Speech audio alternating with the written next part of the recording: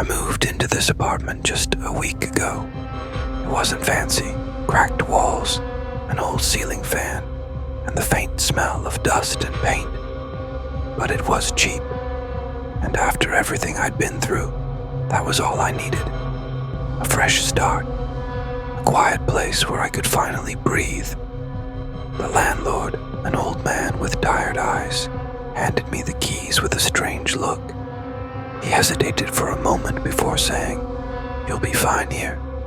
Just don't mind the noises." I laughed it off. I thought he meant the plumbing or rats or something. But that night, I understood what he really meant. It was around 1:47 a.m. The city outside was dead silent, just the hum of streetlights and distant traffic. I had just turned off the light and the darkness settled like a heavy blanket. I was half asleep when I heard it. Tap, tap, tap. It was coming from the wall, right behind my bed. 3 soft taps, then silence. I waited. Nothing. So I closed my eyes again, and that's when it came. A whisper. Faint, breathless, so close it felt like it brushed against my ear. "Don't move." My entire body locked up. I didn't even breathe. The air turned thick, like someone was standing right beside me, watching. I stared into the dark for what felt like hours. No sound, no movement, just that feeling, that presence, still there. When morning finally came, I rushed to the living room, still shaking. The wall behind my bed, cold, and in one corner, faint scratch marks, like something or someone had been digging from the other side. Later, I asked the landlord about it. He just smiled in that same strange, knowing way. "Maybe," he said quietly, "she's still here." I frowned. "Who?" He didn't answer right away. He just stared at the floor for a long moment. Then, in a low voice, he said, "The girl who lived there before you. After that night, I couldn't sleep properly. Every creak, every hum of the fridge, every whisper of wind through the window felt like her. I didn't know who she was, but I started to feel like she was still here, watching me. The next evening, I decided to check the apartment properly. Every corner, every shadow. I told myself I just needed to prove it was all in my head. The apartment wasn't big. 1 bedroom, a small living space, a kitchen, and a narrow hallway leading to the bathroom.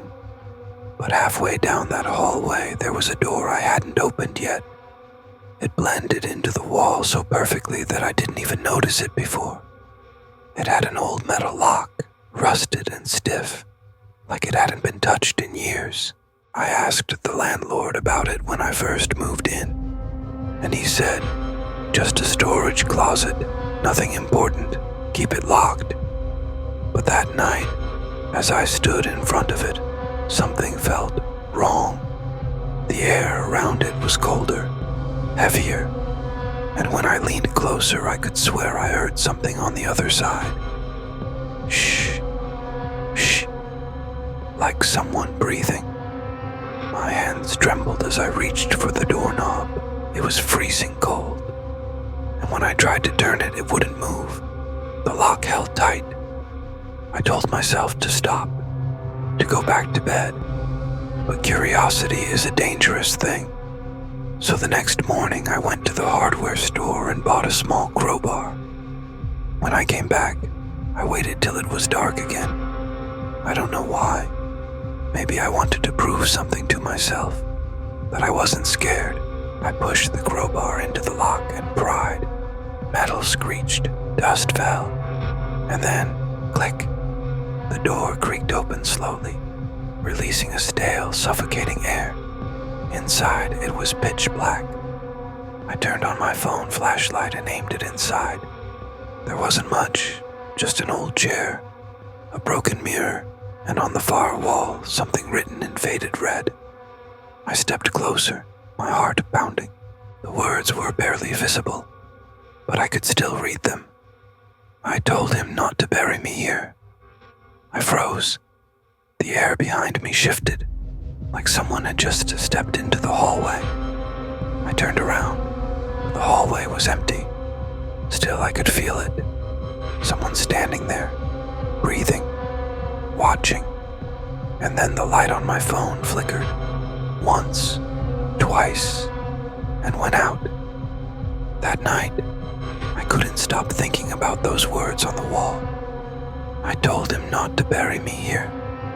They kept looping in my head, over and over, like a whisper echoing in my skull. I didn't sleep.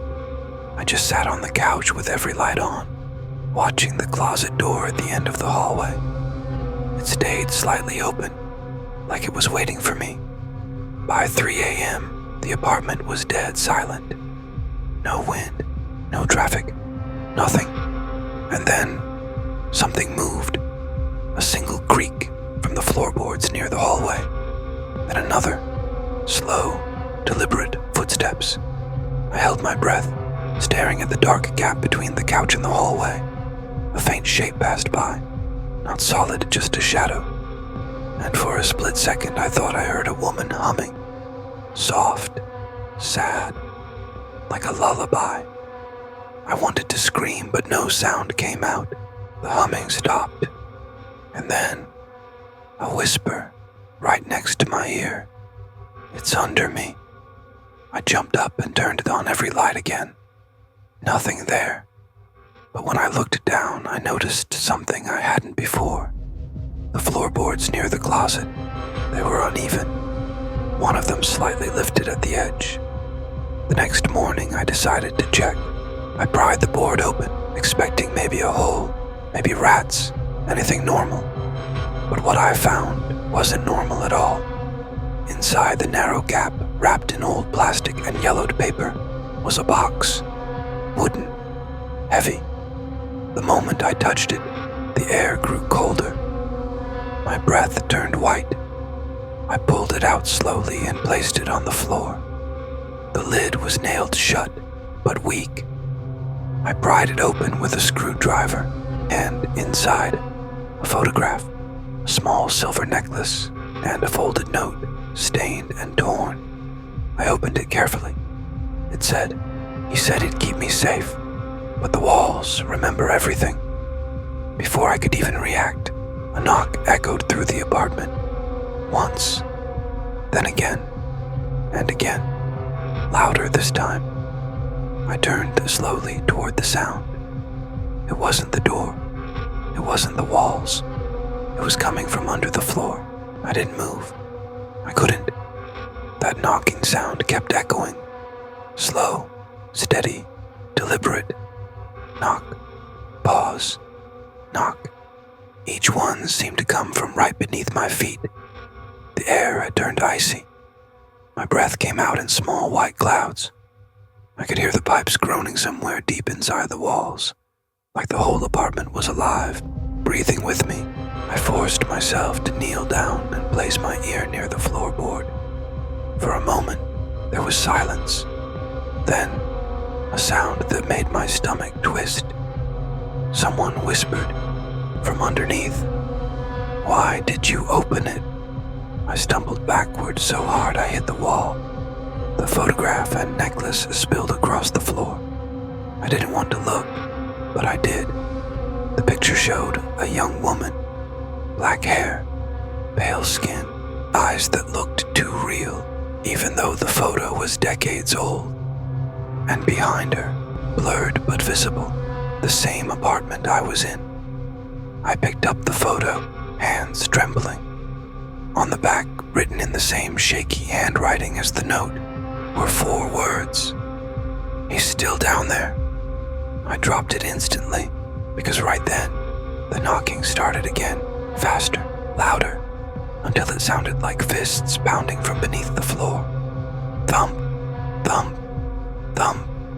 The walls began to tremble. The lights flickered violently. And then I heard it, a deep, dragging sound. Something, or someone, was moving under the floorboards. I ran to the door, but the knob wouldn't turn. It felt jammed, like someone was holding it from the other side. I shouted, screamed for help. No one answered.